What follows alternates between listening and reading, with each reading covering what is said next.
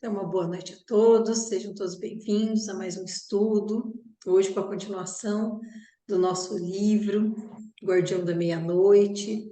Pedimos as bênçãos e as proteções de nosso Pai Oxalá e nosso Pai Oxóssi.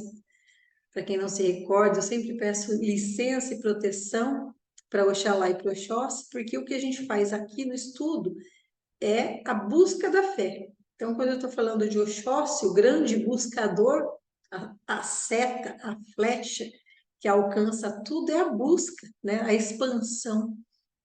E Oxalá como representação da fé.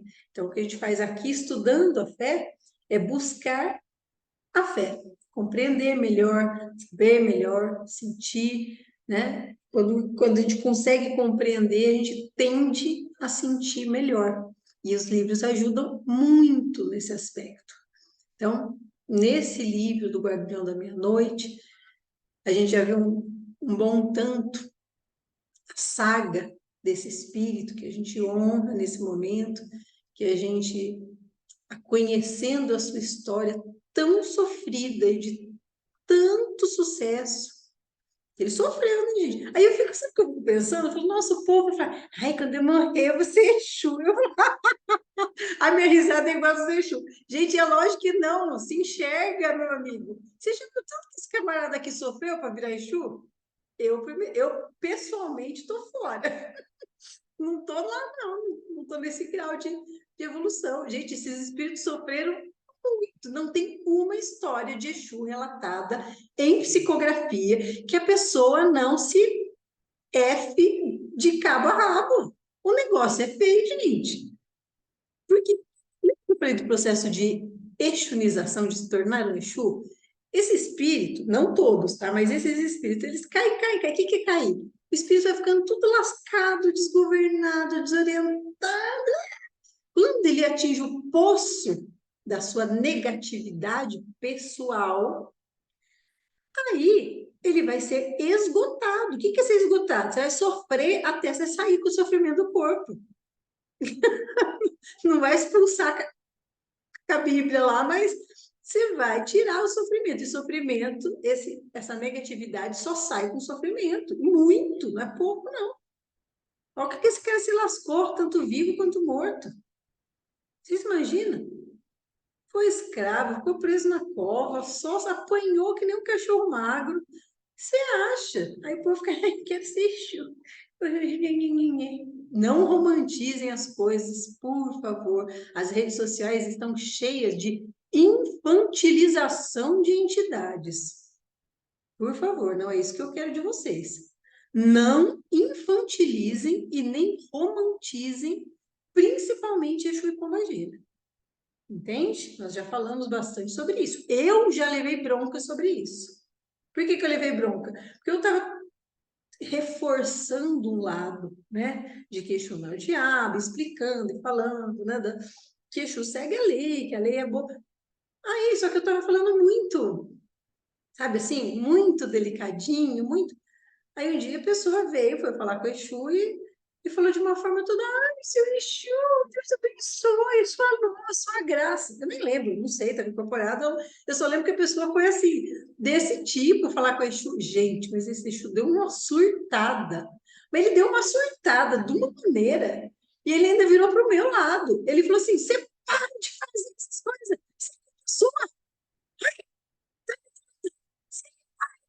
você está romantizando tudo. Daqui a pouco o povo vai vir aqui e vai pedir bênção, igual pede para os preto velho. Você para com isso. Aí eu, tá bom, entendi. Menos, menos, menos. Tá? Porque não é para romantizar. Tá? Inclusive, o Rubens Saraceni, nos livros, ele fala que ele não dá certos detalhes para não chocar o leitor. Porque não é bonito. Muita coisa não é bonita. Tá? Então, ele poupa os detalhes, porque são detalhes, às vezes, até chocantes e desagradáveis. Não são histórias de bonitinho, né? A gente parou no momento do livro aqui, em que ele tinha conhecido o grande Oriente Luminoso. E esse grande Oriente Luminoso é como se fosse um ponto de apoio de saber, tá? Não é um ponto socorrista, como a gente vê lá nos livros kardecistas, que relatam muito, né? pontos de socorro. Aqui eu já estou falando de um ponto de conhecimento, com bibliotecas, apoio de estudo, um ou outro caso só de espírito que vai ser socorrido nesses locais, tá? E aí o que ele fala? Que o Grande Oriente abrange o planeta todo, em todas as regiões, e que tem trabalhador, guardiões do Grande Oriente, na luz e nas trevas. Então, ele pensa, ele fala, eu estava enganado quando achei que os livros negros haviam me ensinado tudo, porque não era, tá? Eu vou usar só para explicar, tá, gente? Eu vou usar o termo livro negro, magia negra, que é o termo que o autor usa. É um termo que a gente, obviamente, já está abolindo cada vez mais.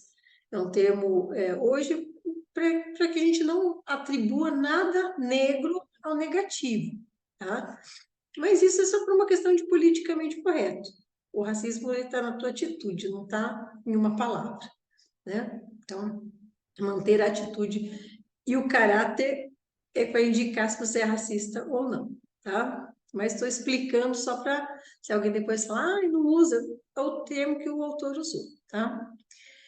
E aí, ele estava conversando com os amigos dele. Quem que eram os compadres dele? O Tranca-Tudo e o Sete Portas, né? Que estavam os dois Exu lá com ele. E agora ele já é um Exu. Ele foi coroado Exu por Obaluaê. Então, o Obaluaê vem, ele escolhe o seu símbolo ligado às três cruzes, ele recebe esse símbolo, fica gravado no seu manto, na sua capa negra, né?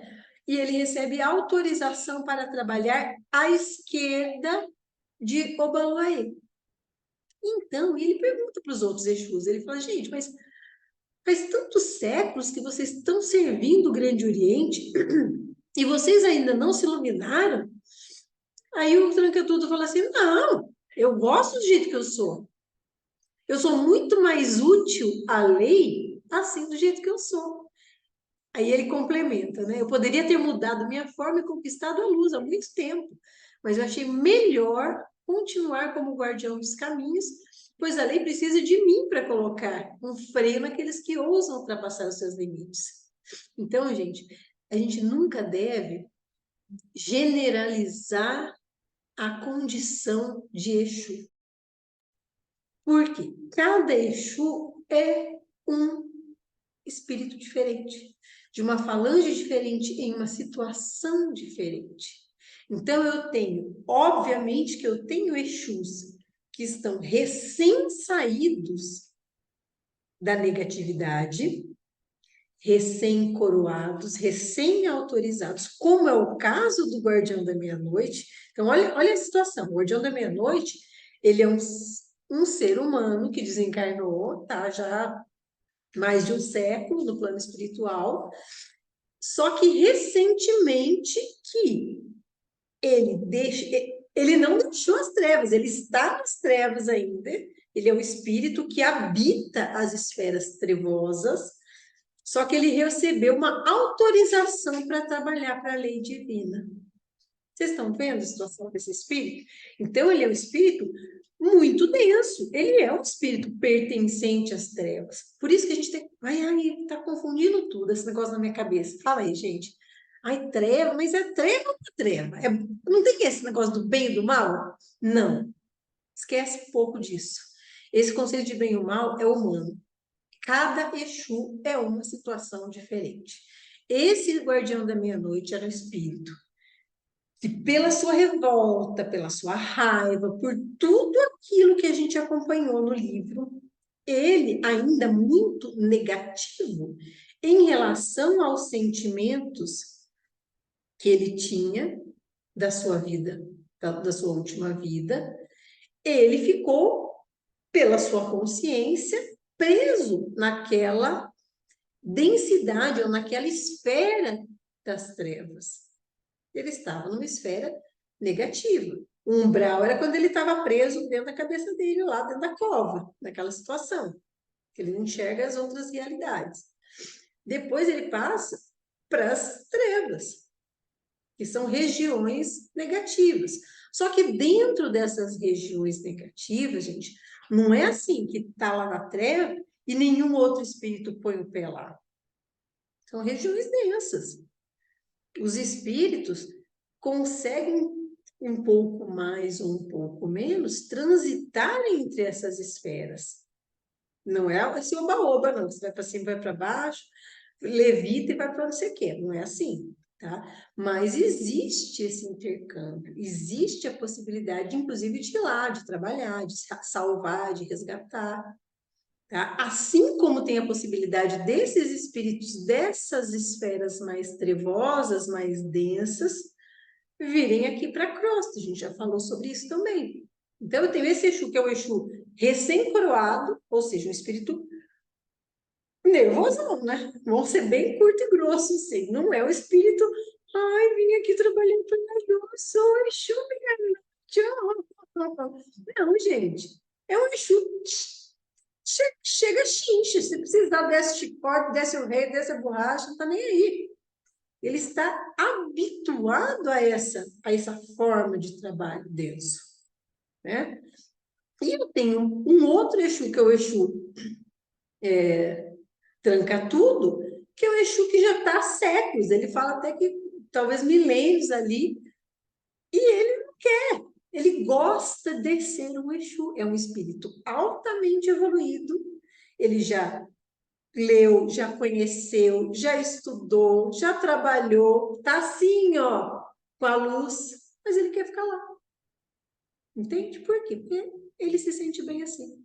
Isso é a condição pessoal do espírito. Isso não quer dizer que esse, por exemplo, este tranca tudo em especial, é um Exu que possivelmente não, né? Às vezes não, possivelmente já não incorpora mais.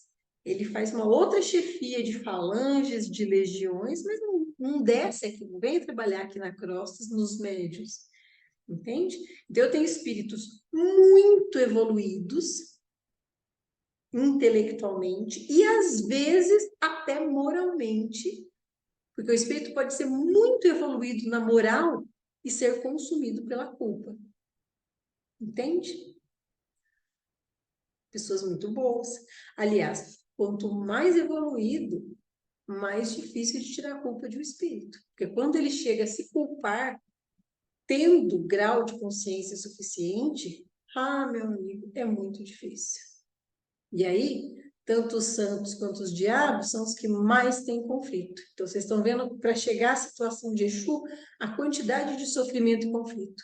E aí vocês observem, eu gosto muito, né, de sempre que eu posso, não sou profunda conhecedora da história dos santos católicos, mas eu gosto. E a avó, gente, gosta muito mais que eu. A avó Benta, ela adora santo, tretou, relou, ela santo tal, explica. Ela me ensinou várias coisas de vários santos já. Por quê? Porque quando você olha a história de cada santo canonizado pela igreja, mesmo sendo um símbolo da terra dos homens, né? Você percebe jornadas de sofrimento, tormento desses espíritos enquanto carne, que é gigantesca. Tormentos morais, questionamentos muito intensos. Então, os espíritos conseguem realmente depurar e conseguem se estabelecer a custo de muito sofrimento. Todos nós. Não sofri ainda. Então, meu amigo, você espera ter uma hora, você vai. Por quê? Porque isso não é ruim, isso é bom. Não é bom, mas é. Parece que não, mas é. Tá? Por que que eu falo que é bom? Porque isso não é a prova de Deus, é a prova do nosso espírito. Se realmente nós aprendemos aquilo que a gente viu, que a gente ouviu, que a gente vivenciou e que a gente prometeu cumprir.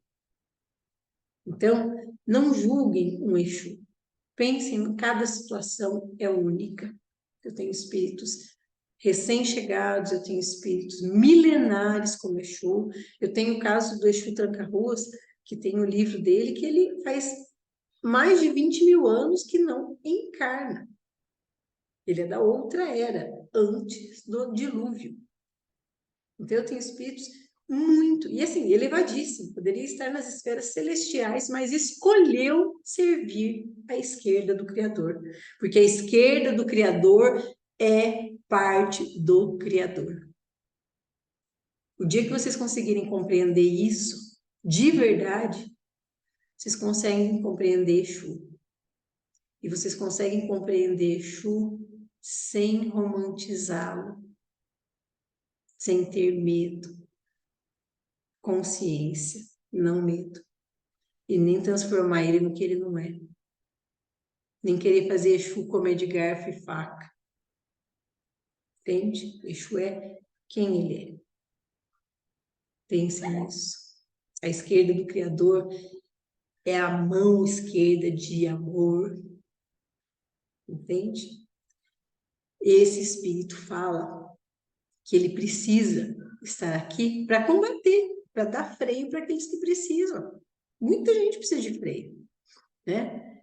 E ele vai contando a história, então é muito bonita a gente ver essa situação. E nisso, agora voltando lá para a nossa história,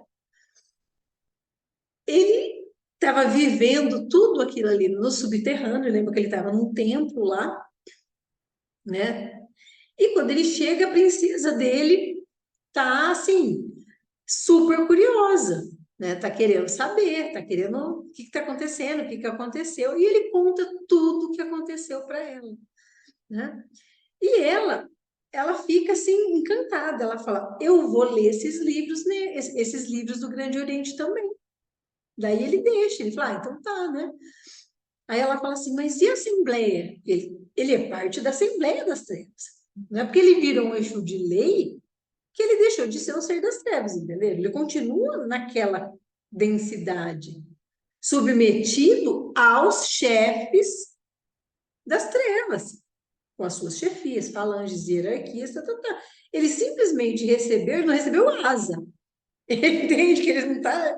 O Baluaê veio e deu um símbolo para ele. Você agora escolheu e está jurando agir para proteger, defender e vai ser amparado por esse símbolo, que é o meu símbolo. Entende? Que eu sou Senhor dos Mortos. Então você vai ser amparado. Ninguém pode com ele. Então vai ser amparado por Obaluaê e sua força e vai obedecer uma chefia daquele orixá. Entende? Mas ele continua lá, com o costelo dele, com as escravas dele, com as coisas, tudo igual.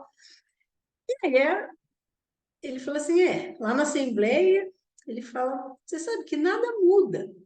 Aí ele percebeu, ele falou: "Existem milhares iguais a mim, todos marcados pela lei, eu já sei como reconhecê-los, que é pelos símbolos. Um não interfere no outro. Penso que todos somos instrumentos do Criador invisível". Então ele já percebeu que aqueles muitos,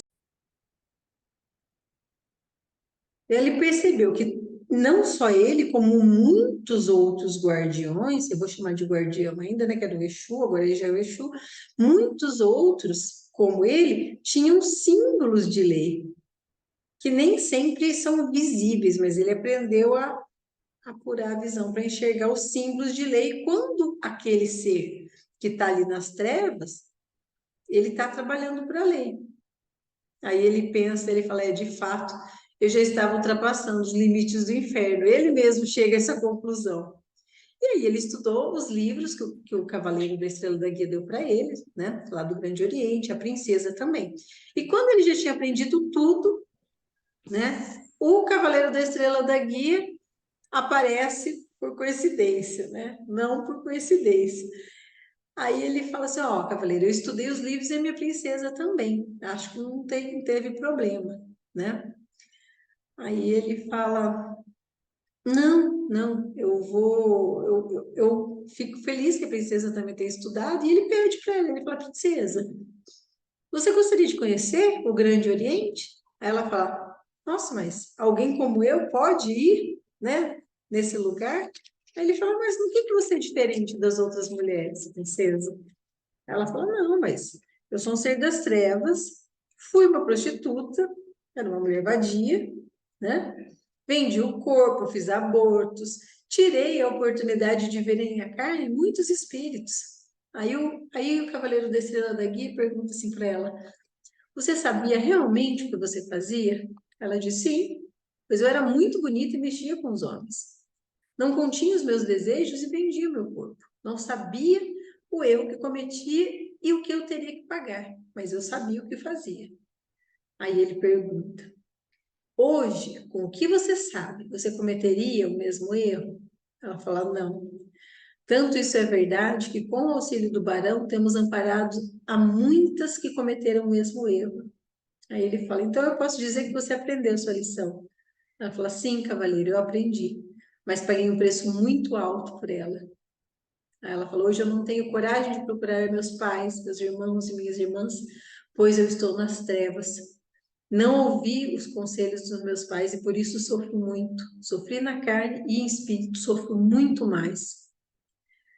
Aí ele olha para ela e diz: mas você não é diferente das outras mulheres, princesa. Apenas se julga assim. Você tem um grau muito alto. Caso queira, o Grande Oriente pode te acolher como uma de suas servidoras. Aí ela fala: você pode fazer isso sem me separar do barão? Aí ele ri, né? Ele fala: nossa, mesmo nas trevas há um amor. E sim, ela fala: sim, princesa, eu não vou separar vocês, né? Então, ela aceita e fala: vou te acompanhar para ser uma servidora também no Grande Oriente, ou seja, para ser consagrada como pombagira de lei. Entende? Ela recebe também, não tem no livro, mas ela vai receber uma outorga, receberia, né, na verdade, uma outorga para trabalhar como pombagira de lei. E aí, ele falou: em 7 dias eu venho te buscar, que eu tenho que resolver outros assuntos. Aí ele fala: olha, fico muito feliz, cavaleiro, a princesa disse. É o segundo a me tratar com dignidade, e é o primeiro ser da luz a falar comigo.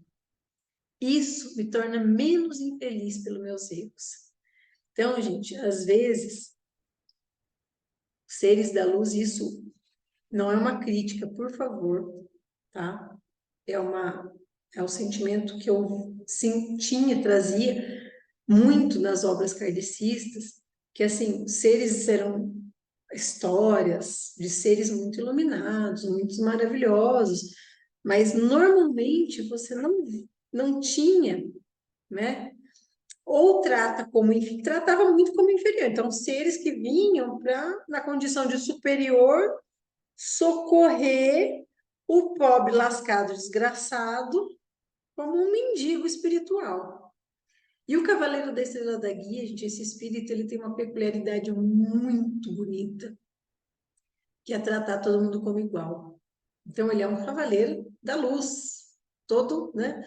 A gente imagina, depois vocês lêem o livro dele, pelo amor de Deus, que é de morrer, arrancar os dois olhos, assim, de tanto chorar. Mas esse ser maravilhoso, ele trata todo mundo igual. Tanto que um dos dizeres desse ser é: na luz, haja como os anjos. No meio, haja como os homens. E nas trevas, haja como o diabo. Então, ele age em todos os meios, ele transita entre as trevas e a luz, trabalhando da melhor forma possível. E ele trata todo mundo com respeito. Tanto que ele vai ele não faz escravo, ele faz amigos. E ele vai angariando as pessoas para trabalhar com ele. Não foi o que ele fez com o Exu da Meia-Noite? Chegou lá e falou: oh, me ajuda aí e tal, né?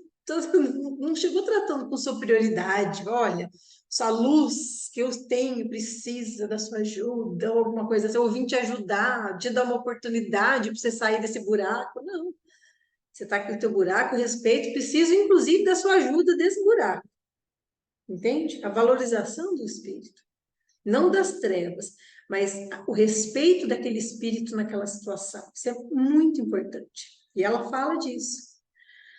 E aí, o cavaleiro vai embora e deixa eles com um dos algum megê. E ele fala: olha, ele vai conduzir vocês à linha de lei, onde vocês receberão, né? Você e o barão vão receber mais instruções. E ele foi levado para um cruzeiro no cemitério, um imenso cruzeiro, cercado por 7 outros cruzeiros menores. E aí ele tornou a ver o senhor Obaloaê. E ele encontrou lá muitos outros guardiões das trevas com as suas falanges também, né? E também viu guardiões da linha africana, que eram os Exus originais, vamos assim dizer, o Exu africano. E o Obaloaê pediu que ele trouxesse a sua falange. Aí ele trouxe, né? E aí o Obaloaê disse para ele: para todos vocês, sou Tata Omulu, a partir de agora. Tá? E aí, vamos fazer uma pausa. No livro, o autor primeiro fala em Obaloaê. E agora a própria entidade se denomina como Omulu. Por quê? Quem faz essa divisão de Omulu e Obaloaê é o Rubens Saraceni. Tá? Se vocês pegarem os outros terreiros de Umbanda mais tradicional, ou às vezes até outras vertentes de Umbanda, eles vão tratar Omulu e Obaloaê como sendo a mesma entidade. Tá? Não tem problema, gente. A gente entende. Até alguns cultos de nação antigos, né, também tratam Obaloaê como velho e Omulu moço, tá? Ou vice-versa. Tá? Então, por quê? Porque é como se fossem duas faces da mesma coisa. O Rubens Saraceni separa Obaloaê como orixá que encaminha as almas e Omulu como aquele que ceifa. Ele é o ceifador mesmo. É ele que corta o fio de prata. É ele que acaba com a vida no corpo. Então, é o orixá da morte, tá? Mas isso, na verdade, são peculiaridades, tratamentos que alguns terreiros estão. No nosso terreiro, nós não cultuamos Omulu separadamente. Então, a nossa Umbanda, que é uma Umbanda tradicional, o Obaloaê e o Omulu são a mesma entidade. E, inclusive, o autor mostra isso. Depois, os defensores do Rubens Saraceni, na verdade, os discípulos dele, eles falam que não, que ele se enganou e depois ele corrigiu o erro. Mas assim, tem essa peculiaridade dele mesmo tratar como a mesma entidade. E ele fala, sim, daí as falanges dizem, sim, senhor, nós o aceitamos como nosso maioral a partir de hoje. Aí ele fala, Exu da meia-noite, de agora em diante, a sua cor é a nossa cor. Nossa quem? De todos aqueles falangeiros de Obaloaê, né? É branca e preta. Branca e preta é cor de quem? Exatamente, preto velho. Quem é o regente da linha dos pretos velhos? É o Baloaê e Nanã. É a linha da regência dos pretos velhos. Tá? Aí ele fala, vocês vão integrar as minhas hostes à esquerda do Senhor dos Mortos. E vocês servirão na 7ª linha da Quimbanda e acatarão os orixás. Meu Deus do céu, vai trabalhar na Quimbanda? Jesus! Você assiste lá o humorista Igor Guimarães. Gente, para tudo. Localizem o livro. Já falei no encontro passado que Quimbanda não é bandidinho do além, não é bem assim a conversa. Não estou dizendo que são santos, não é isso. Mas existem muitas peculiaridades dentro de várias quimbandas que a gente não pode generalizar. E aqui a gente vai lembrar que a gente está em mais ou menos 1880. Não existia o nome Umbanda. Aqui, quem trouxe o nome Umbanda para a nossa religião foi o Caboclo das Sete Encruzilhadas, em 1908. Ah, já tinha Umbanda antes disso? Tinha, manifestação de preto velho, de caboclo, de tudo quanto é coisa, mas não com o nome Umbanda, entende? Então, aqui, o Omulu vem e explica para aqueles espíritos que agora estão no Brasil, vieram, né, para o Brasil, que eles vão obedecer ao Senhor dos Mortos e servirão na 7ª linha, que é a sétima linha de lei e a sétima linha, né? Que ele fala da quimbanda, porque era o mais perto de culto aos orixás, sem ser candomblé. E ele fala, e acatarão os orixás. Então, na verdade, ele não está se referindo a essa quimbanda que vocês veem lá em redes sociais, ou veem os quimbandistas, ou veem... Não é isso. Ele está falando desses cultos antigos que em muitos momentos foram denominados como quimbanda, que não é possivelmente muito pouco da quimbanda que a gente conhece hoje.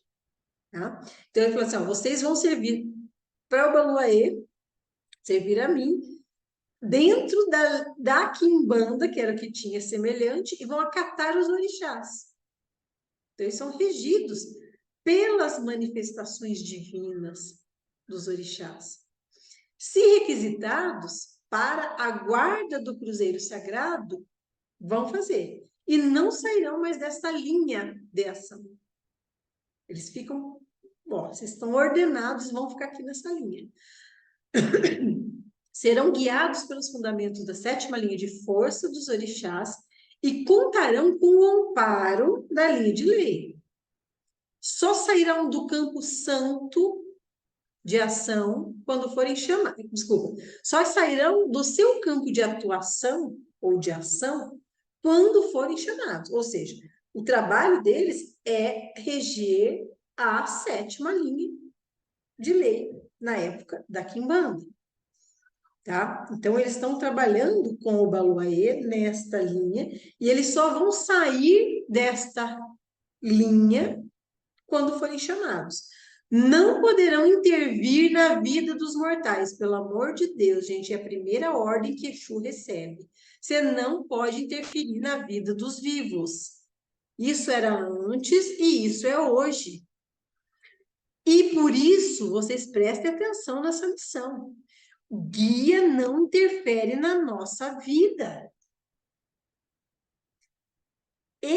O senhor Obaluaê vem diretamente e fala para o Exu, não pode interferir na vida dos mortais. A não ser pela magia, que ele chama até de magia negra, mas não é essa magia negra de trevosa, de maldosa, mas é magia praticada dentro das linhas de quimbanda da época. Tá? A gente tem que se reportar à época em que ele está tratando do livro. Então, você não pode, a não ser com autorização da lei divina. Então, o guia não interfere, não interferiu e não vai interferir na nossa vida. Só se houver permissão e solicitação da linha em que ele trabalha. Eles não vão te salvar, eles não vão te tirar do buraco, a não ser que seja permitido. Porque senão, gente, vocês já pensaram? Eu não sei, tem gente que tem umas noção de Exu que, ai, quem anda comigo não dorme, ai, porque eu não ando só. Eu chego a ver essas coisas nas redes sociais, mas me dá um desânimo de, olha, eu tenho vontade de deletar todas as redes sociais, porque quando eu comecei na Umbanda não tinha nada disso, a gente era bem mais observador e respeitoso. Porque você acha que o teu Exu vai estar lá o tempo inteiro? Ó, desvia desse buraco aí, ó, animal, senão você cai. Ah, tá, que aparece. Gente, a gente arca com as nossas consequências. Eles não vão interferir na nossa vida. Eles não vão interferir no nosso livre-arbítrio. Não cuida. Lógico que cuida, gente, mas o tipo de cuidado é diferente. É um cuidado sem interferência. Eles intuem, eles, ó, ajudam aqui, fortalecem o nosso mental, limpam o nosso mental para que a gente consiga tomar as próprias decisões. Porque quando você está cheio de obsessor encalacrado na cabeça, você não consegue pensar direito. Concorda? Aí você não está conseguindo nem exercer o seu livre-arbítrio. Mas Exu não vem interferir.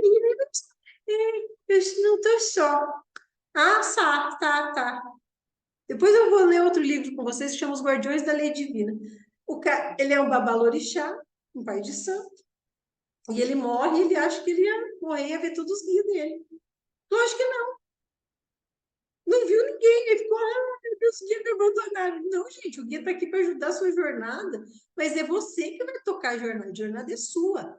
Sempre foi, sempre vai ser, sozinho. A gente veio para o mundo só, vai voltar para lá só, e a nossa jornada vai ser só. A gente não é só porque a gente faz parte de Deus. A gente não tem essas regalias, não. Ó, as pessoas que usam Exu para fazer o mal, elas recebem o retorno. Fatalmente. Às vezes, da própria linhagem de Exu que foi desrespeitado. Inclusive, ele vai falar disso, Bruna, na sequência aqui, que ele vai falar do que acontece dos pais de santo, das mães de santo, que denigrem, usurpam os poderes ou distorcem a Umbanda. Fica vendo. Não, o trabalho... Não. Pessoa que usa Exu para fazer o mal, ela não usa Exu de lei. Ou se usa um Exu de lei, é um Exu de lei que tem permissão, inclusive para fazer aquilo. Pode ser, tá? Mas a maioria que usa Exu para fazer o mal não é Exu coroado, entende? Ah, não, os orixás, às vezes eles ordenam que façam determinadas coisas, tá? Mas os orixás não permitem, porque não são Exus de lei, não são Exus que estão submetidos às regras do orixá. Esse aqui, ele foi coroado e fez um juramento com o Abaluaê.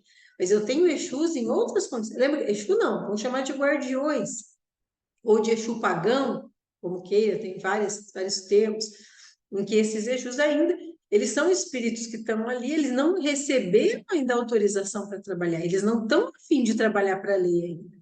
Mas eles têm acesso, muitas vezes, à crosta terrestre e muito ritual de magia negra, de magia negativa, para fazer o mal, e eles vêm e fazem. E às vezes se passam, inclusive, por Exu de lei. Não raramente utilizando nomes de entidades, de linhas, etc, etc. Isso é bem comum. Se passar, eu sou tranca-rua das almas. Ai, gente, é a entidade que mais tem, Deus me livre. Lógico que não tem. Todo mundo tem tranca-rua, eu nunca vi tanto tranca-rua assim. Não tem outro nome de Exu para dar, né? Mas assim, aí vem esses, eu sou fulano de tal, eu sou. E vai, e age, mas não é aquela entidade de verdade. E aí eles recebem possivelmente uma punição, um freio, lembra do freio? Da própria linha que eles estão usurpando o nome, tá? Nós vamos falar mais sobre isso daqui a pouquinho.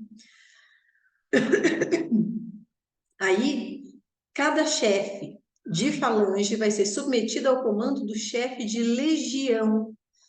E vocês agirão de acordo com a linha a que pertencem. E poderão conquistar servidores para sua linha no astral inferior. Vocês estão vendo, inclusive, que o Baluaê permite que eles, no trabalho deles, conquistem os seus escravos. Isso não é de Deus.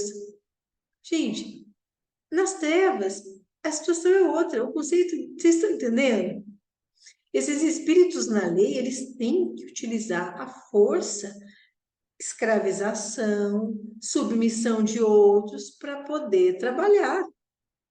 É um outro nível de vibração. O funcionamento das coisas são diferentes. Entende? Então, ele permite, inclusive. Aí ele falou, seu ponto será à esquerda do Cruzeiro Central. E muitas outras coisas falou que sem que pudesse, que ele possa revelar agora. Quando terminou, todas as forças, todos os falangeiros do Guardião da Meia-Noite estavam integrados.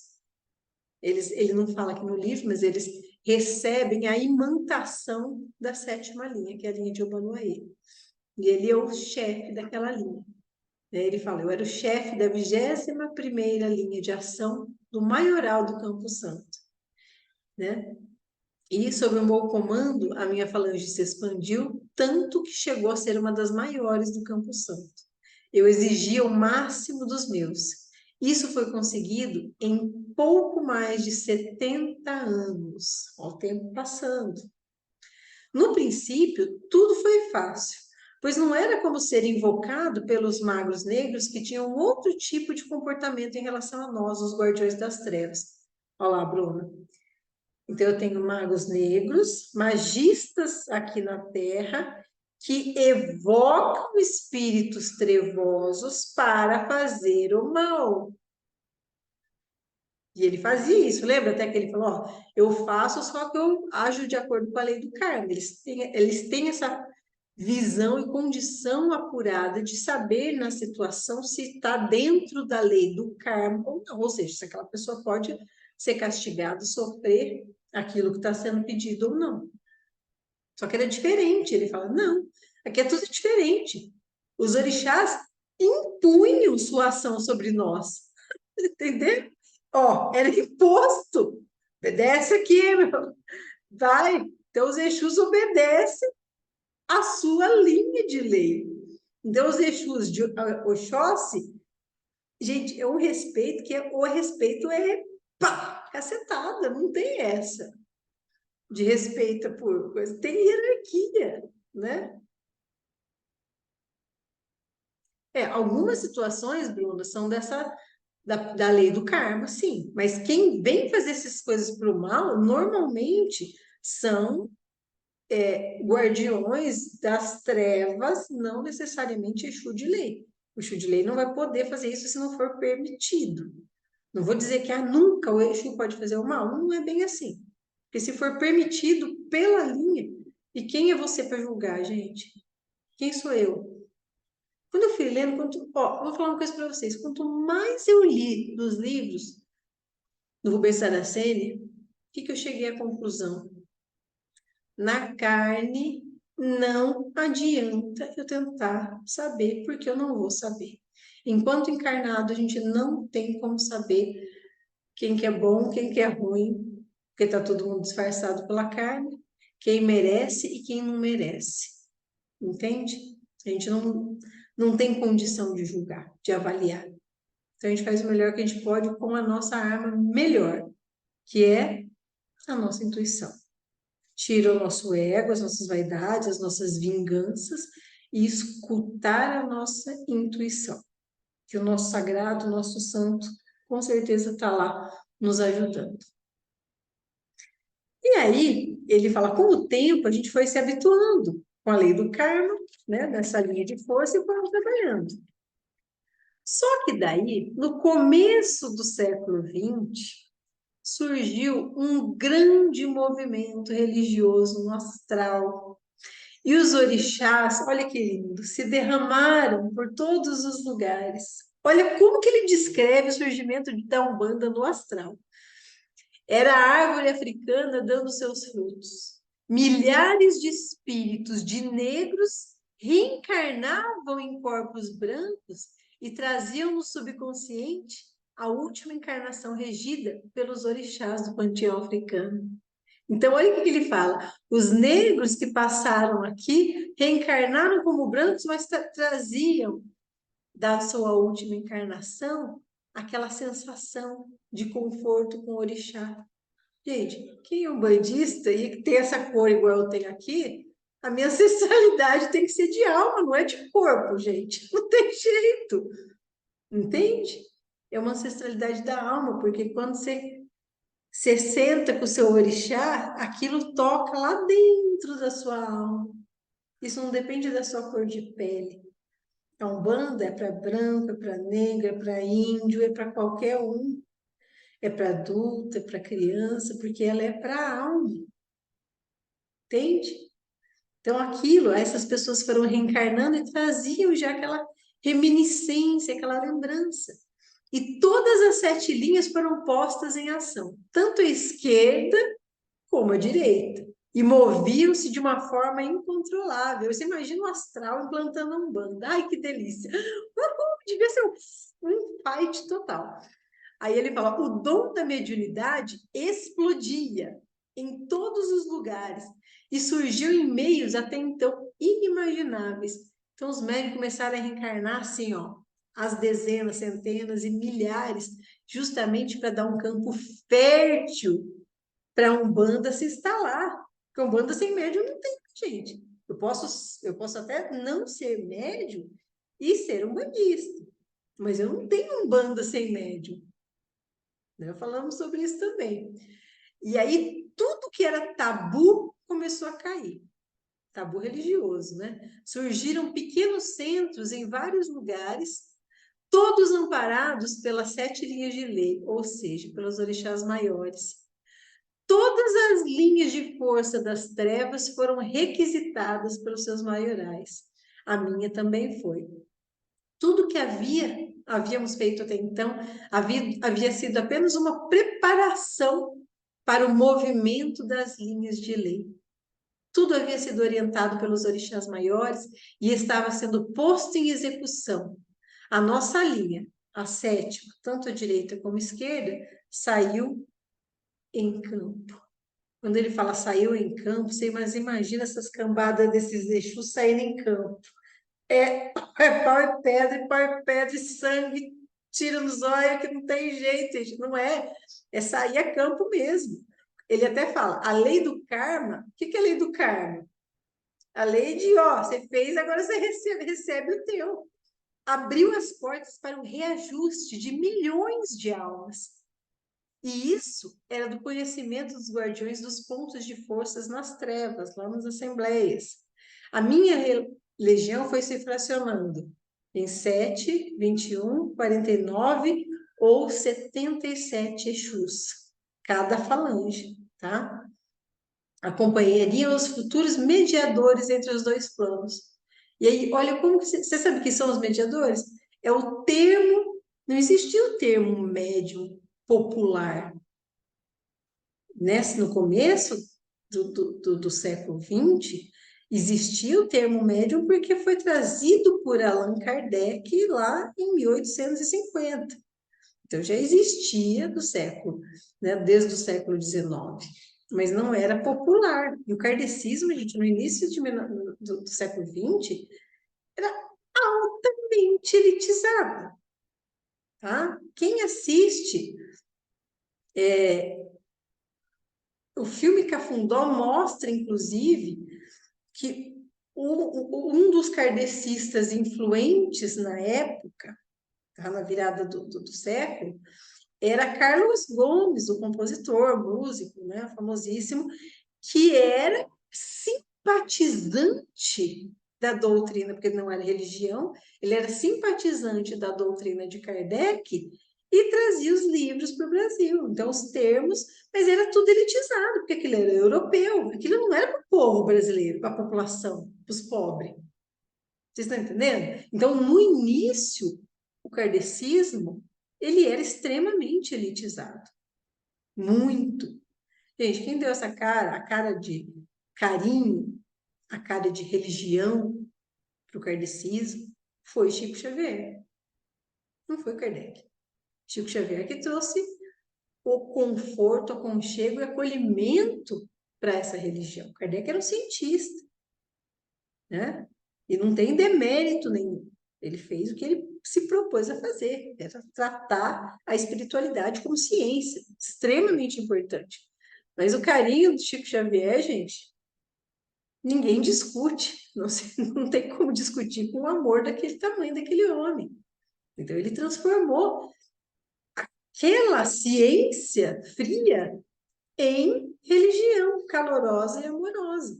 Mas ela era elitista no início, né? Bruno, guerra. Sabe quando que acontece guerra espiritual? Desde que o mundo é mundo. Sabe quando que ela vai acabar? Nunca, porque a guerra é eterna. Não é exatamente uma guerra, mas é sempre assim, ó. Até os Exus falam isso. Há milênios é sempre assim, uns caindo, outros subindo. Quem está em cima quer ajudar quem está embaixo, quem está embaixo quer derrubar quem está em cima. E assim, tratem isso como naturalidade, não como guerra espiritual, porque senão, gente, a gente fica à mercê desses mercenários que ficam ameaçando. A gente está em guerra, vai ter 3 dias de treva, escuridão, coloca seus filhos para dentro. Ai, gente, o dia que eu vi o cara, que era um médium, né, falando disso, eu falei, já desligo, já deleto. Por que mediadores? Então, ele está falando, ó, acompanha os futuros mediadores. Então, o nome que ele dá são mediadores. Quem são os médios? Os cavalos, os burros. Né? No caso de Exu, chama de burro. Vocês não estranhem, tá, gente? É o termo que eles usam mesmo. Eles chamam o médium de burro. Né? Então, por isso que fala amansador de burro bravo. Né? Então, os mediadores é esse. Quem faz o intermédio entre os dois planos. O plano material e o plano espiritual, através do dom do oráculo, que é a mediunidade. É tido como oráculo. Então, era o nascimento do ritual da Umbanda no Brasil. Um movimento místico, religioso, comandado pelos guardiões dos mistérios maiores. E aí, gente, isso é a coisa mais linda. Ele fala, ninguém pôde contê-lo. Nem a lei dos homens, e olha, a gente sabe de toda a história que a lei dos homens tentou banir a Umbanda muito, até hoje, na verdade. E nem a lei dos outros rituais. Sua expansão assustava a todos, mas era subterrânea, não tinha estrelinha visível, pois absorvia a muitos de todos os níveis, e isso não podia ser coordenado. Você vê que técnica maravilhosa que a espiritualidade usou. Ó, a Umbanda não tem chefe. Como que uma religião consegue sobreviver sem ter um líder religioso? Ah, teve Zélio. Não, gente, Zélio não foi líder. Zélio ele foi só assim, ó. O nome é Umbanda, trouxe a mensagem, fez o trabalho dele. Ó, agora depois de 10 anos, ele abriu lá as outras tendas que foi autorizado e pronto, acabou. Ele nunca foi líder da Umbanda, assim, se auto-intitulou líder. Muito pelo contrário, ele era muito discreto, tá? E aí, quem que é o líder? Não tem líder, não vai ter, porque não é para ter. Ela é para ser o quê? Ó, subterrânea, não tinha estrelinha visível, era absorvida em todos os níveis. Então, justamente na Umbanda é para você ter rico, pobre, gente inteligente, gente sem estudo, gente mendigo de rua, gente milionária, entende? Todo mundo de pé no chão, com simplicidade. É assim que a Umbanda não conseguiu ser destruída, nem pela lei dos homens e nem pela lei dos outros rituais. E muitas outras religiões tentaram e tentam atacar a Umbanda, ainda hoje. Ele até fala, né? Os orixás se derramavam para trazer um pouco de luz em meio a tanta ignorância a respeito dos mistérios sagrados. Era a volta triunfal da lei maior sobre a lei das igrejas que se tornavam materialistas. Gente, não é nada contra a igreja enquanto religião. Até que vocês vão ver muitos livros, tá? Principalmente o Tranca-Ruas, o Guardião Tranca-Ruas, ele fala com muita ênfase no quanto ele defendeu o islamismo e o catolicismo. Muito. Então, ele é defensor, assim, muito intenso. Não é a religião, são as distorções da religião. Então, a gente vê a igreja, principalmente aqui para nós, que é mais próximo, o catolicismo, como ele foi distorcido. Vocês pensam em 1900, como que era a situação da igreja católica? A gente tinha muito padre que ainda rezava a missa em latim, ou seja, aquilo não era para pobre. Tinha muito lugar que eles não deixavam o pobre mal vestido entrar dentro da igreja, que dirá ser atendido. Vocês entendem a situação? Então, a igreja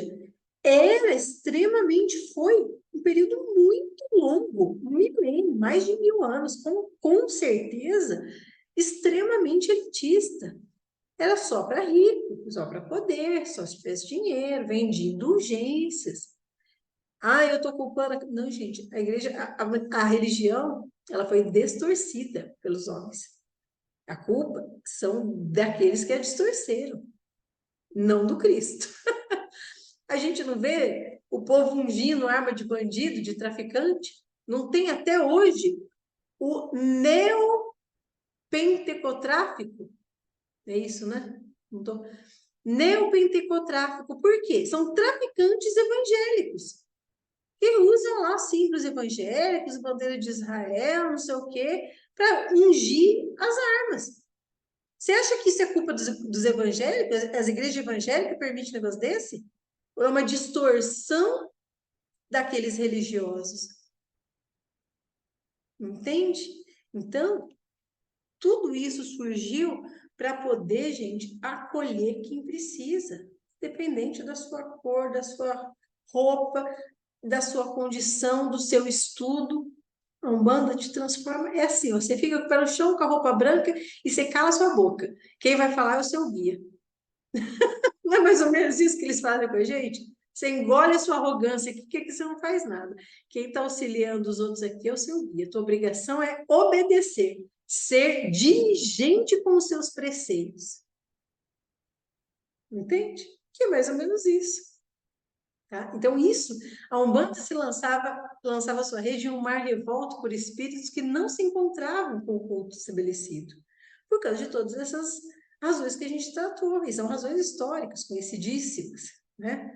Esses espíritos eram de antigos iniciados, de místicos e adeptos do culto africano, que obviamente simpatizavam. E aí, só para finalizar, ele fala, e o candomblé estabelecido naquela época também não era uma religião abrangente. Ele fala até que não agradava os orixás maiores, pois estava eivado de coisas misteriosas, sabe? O candomblé sempre foi muito, não pode falar por quê? Porque é segredo, é mistério, né? Eles queriam, os orixás maiores, uma coisa mais simples e que fosse mais popular também. E enganam-se aqueles que pensam que a diferença entre os orixás. Um mediador, ou seja, um médium na Umbanda, tem orixás iguais aos médiuns do Candomblé. Há apenas uma diferença. Na Umbanda, há maior liberdade de ação e não precisam de tantos rituais para servirem aos orixás. Deles, pouco é exigido em relação aos rituais, pois tem que se envolver em muitas frentes ao mesmo tempo e ainda tem que absorver a todos os que surgem à sua frente. Mas os orixás são os mesmos. Então, ele fala, a diferença está na cabeça dos homens, não dos orixás de religião para religião. O candomblé, gente, para quem não conhece, também foi muito distorcido, é muito distorcido. Mas ele é uma outra religião. A única semelhança é que existem médiuns e existem orixás. E as semelhanças pararam por aí. O candomblé é um outro rito, é uma outra forma